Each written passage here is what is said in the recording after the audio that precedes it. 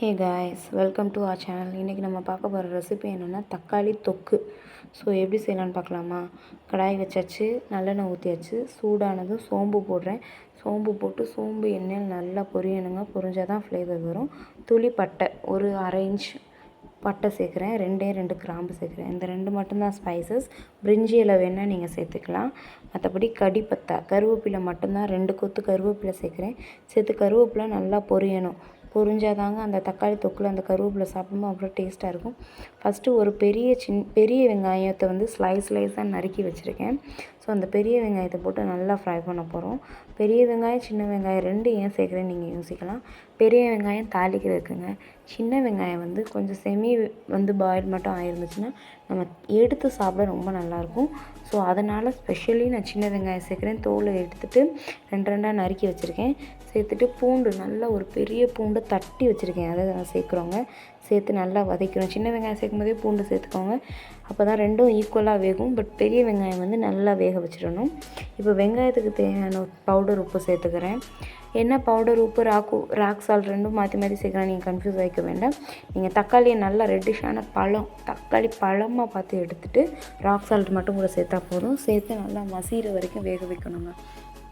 தக்காளி வேக வைக்கிறதுக்கு ஒரு டிப்பு என்னென்னா, தக்காளி சேர்த்ததும் உப்பு சேர்த்து நல்லா ஃபுல் ஃப்ளேமில் வச்சுட்டு நீங்கள் மூடி வச்சு ஒரு 3 to 5 minutes மட்டும் ஃபுல் ஃப்ளேமில் வச்சிங்கனாலே போதும். அது உள்ளே இருக்க அந்த ஜூஸஸ் எல்லாம் ரிலீஸ் ஆகி ஒரு மாதிரி மிதந்து வரும். அப்போ நீங்கள் கரண்டி வச்சு அமுக்கி பார்த்தீங்கன்னு வச்சுக்கோங்களேன், அப்படியே தக்காளி அமுங்கும். ஸோ தட் மீன்ஸ் தக்காளி நல்லா பாயில் ஆயிடுச்சுன்னு அர்த்தம். ஸோ எனக்கு இன்னும் பாயில் ஆகலை.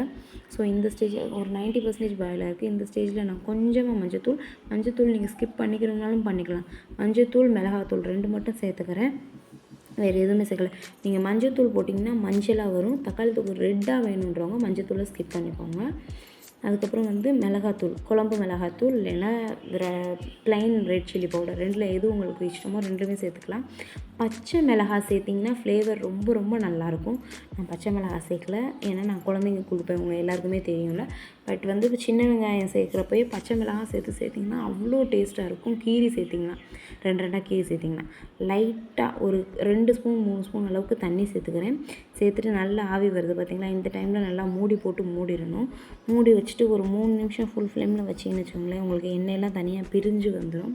ஸோ இந்த ஸ்டேஜில் நல்லா போட்டு அமுக்கி கிண்டுங்க. கிளறி சுருளை கிண்டணும்னு சொல்லுவாங்க தெரியுமா, சுருளை கிண்டுறது அந்த மாதிரி கிண்டணும். கிண்டிட்டு நீங்கள் அவ்வளோதாங்க, நல்லா சுருளை கிண்டி எடுத்திங்கன்னா தக்காளி தொக்கு ரெடி ஆயிடுச்சுங்க. ஸோ இதை எடுத்து பவுலுக்கு நான் ட்ரான்ஸ்ஃபர் பண்ணிட்டேன். ஸோ இந்த தக்காளி தொக்கு வந்து லைட்டாக சூடான சாதம் இருக்குது பார்த்திங்களா, அது மேலே கீ விட்டு இந்த தக்காளி தொக்கு போட்டு சாப்பிட்டிங்கன்னா அப்படி இருக்கும். சப்பாத்தி பூரி கூடயும் சூப்பராக இருக்கும். டாடா பாய்.